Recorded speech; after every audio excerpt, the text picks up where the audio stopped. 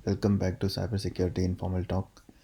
आज का topic mainly senior managers के लिए है जो कंपनीज़ में काम करते हैं और उनकी कंपनीज अगर क्रेडिट कार्ड प्रोसेसिंग करती हैं, अपने क्लाइंट्स से पेमेंट्स लेती हैं, तो उस बारे में हम बात करेंगे। हम ये देखेंगे कि हमारी कंपनी को क्या चीज़ें प्रिपेयर करनी पड़ती हैं जब हमारा PCI ऑडिट शुरू होता है। तो मैं क्षितिज महाजन आपका एक बार फिर से इस चैनल में वेलकम करता हूँ। Let's get started. तो जैसे कि मैंने आपको बताया कि आज का टॉपिक PCI DSS है जो कि कार्ड पेमेंट से रिलेटेड होता है। तो ये जो वीडियो है ज़्यादातर सीनियर मैनेजर्स के लिए है, या सिक्योरिटी मैनेजर्स, या अगर किसी IT कंपनी में आप डायरेक्टर हैं या सीनियर मैनेजर हैं और आप किसी कंपनी के लिए काम कर रहे हैं सीनियर लेवल पे जहाँ पे आपकी कंपनी का PCI ऑडिट होना है, तो उस केस में ये वीडियो ये है कि आपको अपनी कंपनी को कैसे प्रिपेयर करना है PCI ऑडिट के लिए। So without wasting any time let's get started. तो सबसे पहले हम जान लेते हैं PCI ऑडिट होता क्या है। इसकी जो फुल फॉर्म है वो है payment card industry data security standard. ये किसके लिए होती है? अगर आपकी company credit card transactions process करती है तो उसके लिए आपको PCI ऑडिट से कंप्लायंट होना चाहिए और उसकी असेसमेंट आपको करवानी चाहिए, जिससे कि आप PCI ऑडिट हो जाए आपका और आपको सर्टिफिकेट मिल जाए। अगर आप ये कंप्लाई नहीं रहती आपकी कंपनी, तो इससे क्या होगा, आपको बहुत हैवी फाइन्स पड़ सकते हैं और in case of any breach आपकी कंपनी की रेपुटेशन ख़राब हो सकती है।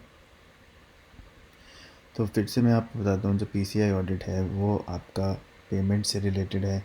उसमें हम ये देखते हैं कि प्रोसेस कैसे होता है पेमेंट्स का, उसको कैसे स्टोर करते हैं, और जो आपकी क्रेडिट कार्ड इन्फॉर्मेशन है वो कैसे सेग्रीगेट होती है, आप नेटवर्क सेग्रीगेट करते हैं कि नहीं करते हैं, तो ये सारा इसमें इन्वॉल्व होता है। ये जो स्टैंडर्ड है ये बड़ी क्रेडिट कार्ड ब्रांड्स ने मिलके बनाया हुआ है, जैसे कि visa, master card, American express. तो अब हम दूसरे टॉपिक पे ये बात कर लेते हैं कि PCI DSS जो हमारा ऑडिट है वो क्या हमें एक बार करवाना पड़ता है या बार बार। तो इसका आंसर शॉर्ट में तो है कि एवरी ईयर आपको करवाना पड़ता है, क्योंकि इसका रीज़न ये है कि जो आपका सिक्योरिटी लैंडस्केप है वो चेंज होता रहता है, आपकी सिक्योरिटी रिक्वायरमेंट चेंज होती रहती हैं और बिज़नेस की रिक्वायरमेंट भी चेंज होती रहती हैं। तो एवरी ईयर इसको अगर हम करेंगे एनुअली बेसिस पे तो ये हमारे लिए ज़्यादा बेनिफिट रहेगा। अब सेकंड ये बात कर लेते हैं कि कौन कौन सी कार्ड इन्फॉर्मेशन है जो कंपनी स्टोर कर सकती है। तो इसमें सबसे इम्पोर्टेंट जानना तो ये है कि कौन सी नहीं कर सकती हैं। तो आपका एक तो होता है आपका जो मैग्नेटिक स्ट्रिप की डिटेल्स होती हैं आपके कार्ड पे, वो आप सेव नहीं कर सकते। दूसरा, आप बहुत ज़्यादा सीक्रेट चीज़ें नहीं सेव कर सकते, जैसे कि CVV2 नंबर होता है जो कार्ड के पीछे 3 नंबर होते हैं, वो आप सेव नहीं कर सकते। और बाकी का इन्फॉर्मेशन अगर आप सेव कर भी रहे हैं, जैसे कि कार्ड होल्डर नेम और उसका पैन नंबर, तो आजकल एक फैसिलिटी ये है कि इंस्टेड कि आप पूरा कार्ड नंबर सेव करें, उसके बस लास्ट के 4 डिजिट आप सेव कर लें, या अगर आप कार्ड के ज़्यादा नंबर सेव कर रहे हैं तो उसको आप डिफरेंट लोकेशन में सेव करें। पर रिकमेंडेशन तो ये है कि आपको वो नहीं सेव करना चाहिए। तो अब हम बात करते हैं कि डिटेल्स में कि कंपनी को क्या प्रिपेयर करना पड़ता है PCI ऑडिट से पहले। तो इस वीडियो में हम ये बात नहीं कर रहे हैं कि PCI ऑडिट के लिए क्या चेकलिस्ट है, उसमें हमें क्या क्या करना चाहिए जिससे कि हम PCI कंप्लायंट हो जाएं। उसके लिए हमारी दूसरी वीडियोज़ हैं ही, मगर इसमें हम ये बात कर रहे हैं कि अगर आपको लगता है कि आपका PCI ऑडिट अगले 6 महीने में होगा, तो उस 6 महीने पहले आपको क्या क्या करना चाहिए जिससे कि आपकी कंपनी प्रिपेयर हो।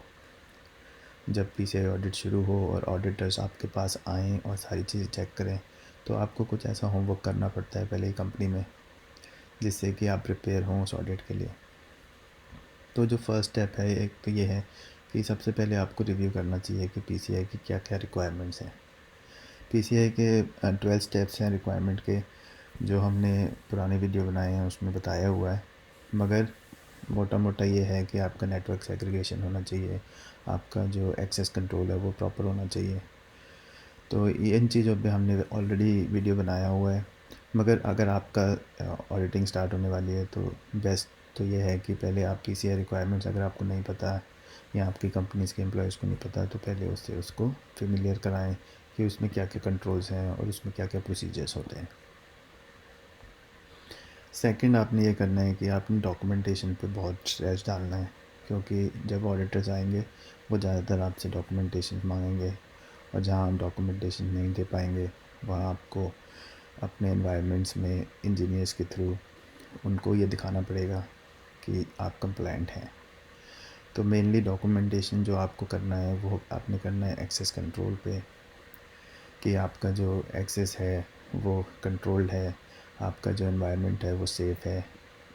नेटवर्क सेग्रीगेशन आपको डॉक्यूमेंट करना पड़ेगा। नेटवर्क सेग्रीगेशन का हम एक अलग से वीडियो बनाएंगे, मगर उसमें आपको करना क्या है कि आपको पहले तो अपने एसेट्स फाइंड आउट करने हैं कि किस में सेंसिटिव डाटा है रिलेटेड टू कार्ड्स, और उसके बाद आपको एक सेगमेंट्स बनाने हैं। और आपने सेगमेंट्स ऐसे भी बना सकते हैं कि जैसे जहाँ पे स्टोरेज हो रही है उसका एक अलग नेटवर्क सेगमेंट बनाएं, जहाँ से एक्सेस कंट्रोल हो रहा है उसका एक अलग नेटवर्क बनाएं, और जहाँ पे आपका इंक्रिप्शंस चल रहे हैं वो आप अलग बनाएं। तो ये मेन 3 चीज़ें हैं जहाँ पे आपने डॉक्यूमेंटेशन बनाना ही बनाना है, और बहुत ज़्यादा स्ट्रेस देते हैं वो ऑडिटिंग के टाइम पे कि एक्सेस कंट्रोल, नेटवर्क सेग्रीगेशन और इंक्रिप्शन पॉलिसीज़ आपकी क्या हैं।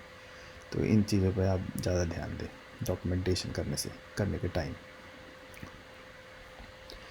थर्ड चीज़ आपने क्या करनी है कि आपको एक सेल्फ असेसमेंट क्वेश्चनियर मिलता है, इंटरनेट पे अवेलेबल है। आप उसको यूज़ करके, उसमें बहुत सारे क्वेश्चंस होते हैं, आप उससे गो थ्रू करें अपनी टीम के साथ और उस पर आइडेंटिफाई करें कि अगर कोई गैप है तो आप उसको इन एडवांस ही फिल कर लें, जिससे कि आपका जब ऑडिटिंग एक्चुअल शुरू हो तो उसमें आपको कोई प्रॉब्लम ना आए। फोर्थ पॉइंट ये है कि बहुत ज़्यादा ज़रूरी है कि जो आपका राइट एम्प्लॉई है वो इस प्रोसेस में इन्वॉल्व हो, क्योंकि उनके पास ही ज़्यादा इन्फॉर्मेशन होगी। मैंने जो ज़्यादातर देखा है इस प्रोसेस में बेस्ट एम्प्लॉयज़ होते हैं, जैसे आपकी ऑफ कोर्स सिक्योरिटी टीम, मगर इसके बाद आपकी एक नेटवर्किंग टीम होती है, वो भी बहुत इम्पोर्टेंट है। अगर आपकी कंपनी में डिफरेंट लेग्स हैं सिक्योरिटी के, जैसे कि नेटवर्क सिक्योरिटी अलग है, ऐपसेक अलग है, तो उन सबका इन्वॉल्वमेंट ज़रूरी है। अगर क्लाउड आप यूज़ कर रहे हो तो क्लाउड भी बहुत इम्पोर्टेंट है। उसके बाद आपने क्या करना है कि आपने ये क्वेश्चनर निकाला है, अपने गैप्स निकाले हैं और अपने राइट पीपल को इन्वॉल्व किया है, उसके बाद अपनी टेस्टिंग शुरू करो कि आपके जो फायरवॉल्स हैं वो ठीक वर्क कर रहे हैं कि नहीं चल रहे हैं, आपके पास प्रॉपर सिस्टम्स लगे हुए हैं, इन प्लेस हैं कि नहीं, जो डिटेक्ट करें आपकी कोई मिसकॉन्फ़िगरेशंस को।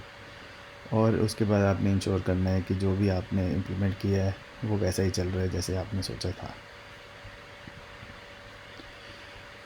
जो आपका नेक्स्ट स्टेप होगा वो आपने करना है अपने लॉग्स से रिलेटेड, क्योंकि वो ऑफ कोर्स आपके लॉग्स पूछेंगे कि आप कहाँ सेव कर रहे हो, कितने टाइम के लिए सेव कर रहे हो। ये सारी PCI ऑडिट की रिक्वायरमेंट्स हैं कि आपको इतने साल के लिए लॉग सेव करने चाहिए, आपको अलग लोकेशन में करनी चाहिए। अगर आप पेमेंट्स एक रीजन में कर रहे हो जैसे कि UK के अंदर, तो आप वो डाटा UK के अंदर ही रखो। तो आपको ये सारे लॉग्स रेगुलरली चेक करने हैं ऑडिटिंग होने से पहले, जिससे कि लास्ट में आपको कोई सरप्राइजेस ना मिले। नेक्स्ट स्टेप ये होगा कि जो आपने जितना भी आपने डॉक्यूमेंट बनाया है, जितना भी आपने ऑडिटिंग अपने इन हाउस के लिए, उसका एक प्रॉपर आप एक डॉक्यूमेंट बनाएं, और जो इन्फॉर्मेशन है ऑडिटिंग के टाइम पे आप जो ऑडिटर आए उसको पास ऑन करें। तो उनसे उनको एक बेस मिल जाएगा जहाँ उनको दिखेगा कि हाँ आप ऑलरेडी काफ़ी कुछ कर चुके हो और आपकी सीरियसनेस आप उनको दिखेगी। प्लस ऑफ कोर्स जब वो ऑडिटिंग करेंगे तो आपको अपना एक अगेन क्वेश्चन देंगे जिसमें आपको सारे अपने प्रूफ्स दिखाने पड़ेंगे, जैसे कि मैंने आपको बताया लॉग्स का, डॉक्यूमेंटेशन का वगैरह वगैरह। तो इन सारे स्टेप्स को अगर आप करें तो आपकी कंपनी प्रिपेयर होगी ऑडिटिंग के टाइम पे और आपको कम सरप्राइजेस मिलेंगे। अब नेक्स्ट क्वेश्चन ये आता है कि कितना टाइम लग जाता है ऑडिटिंग का जो कंप्लायंस सर्टिफिकेट है वो मिलने में। तो ये डिपेंड करता है कि आप कितने वेल प्रिपेयर्ड हैं, आपने कितने रिसोर्सेज लगाए हैं कि आपके कितने एम्प्लॉयज़ उस पे काम कर रहे हैं और आप कितना फास्ट कर रहे हो। अगर आप बहुत ज़्यादा रिसोर्सेज लगाओ और आप ठीक से प्रिपेयर करो अपने आप को, तो ये विद इन फ्यू मंथ्स भी हो सकता है। अदरवाइज़ अगर स्लो है, आपके पास रिसोर्सेज कम है, तो इसमें 6 महीने 1 साल भी लग सकता है, अगर आप पहली बार कर रहे हैं तो। अब हम नेक्स्ट जो टॉपिक है हमारे पास PCI के रिलेटेड, उस पे थोड़ा सा बात कर लेते हैं। हम उसमें बात करेंगे कि PCI के रिकमेंडेशंस एक्सेस कंट्रोल में क्या है। हम ये बात करेंगे कि एम्प्लॉयज़ ट्रेनिंग कितनी इंपॉर्टेंट है at the time of PCI auditing. उसके बाद हम ये चेक करेंगे कि जो कार्ड होल्डर का डाटा है उसको कैसे आप प्रोटेक्ट कर सकते हैं और कौन कौन सा डाटा प्रोटेक्ट करना चाहिए। हम PCI की फिर से एक वीडियो बनाएंगे जिसमें PCI की जो 12 रिक्वायरमेंट्स है वो सारी हम 1 बाय 1 विन डिटेल्स डिस्कस करेंगे। तो आज के लिए बस इतना ही, और अगर आपने ये वीडियो अभी तक लाइक नहीं किया है तो प्लीज़ इसे लाइक करिए और मेरा चैनल सब्सक्राइब करिए। इन फ्यूचर हम बहुत सारे टॉपिक्स पे साइबर सिक्योरिटी से रिलेटेड वीडियोस बनाने वाले हैं, जिसमें PCI भी एक बहुत इंपॉर्टेंट टॉपिक है। प्लस हम cloud security, cyber security, AppSec security, network security, इन सब पे ही नए नए वीडियोस लाने वाले हैं एवरी डे एवरी वीक। तो आप प्लीज़ इसे सब्सक्राइब करिए सो दैट कि हमारे नए वीडियोस आपके पास एकदम जब भी रेडी हो नोटिफाई हो जाए। तो आज के लिए बस इतना ही। Thank you very much. Have a nice day.